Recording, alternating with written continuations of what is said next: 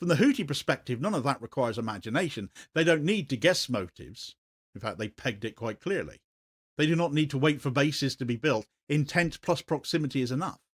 When Israel frames Somaliland as part of a defensive architecture aimed at regional threats, and when that architecture sits directly across the Bab el-Mandeb Strait from Yemen, the Houthis don't need escalation rhetoric to justify action. They've justification built into the geography.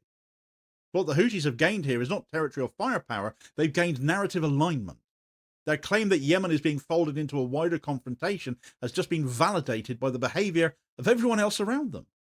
Saudi Arabia treating UAE-linked activity as a national security threat reinforces the idea that Yemen is no longer a peripheral issue.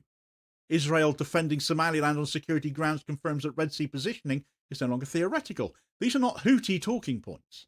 They're observable facts. There's a temptation to frame Saudi Arabia's move as stabilising here, I guess, to suggest that by enforcing order, it's reduced the risk of wider conflict.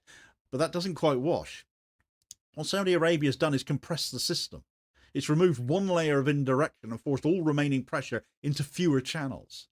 Compression does not make conflict inevitable, but it makes miscalculation more likely because there are fewer buffers and less time to reinterpret signals. Israel now faces a Red Sea environment where every move is louder.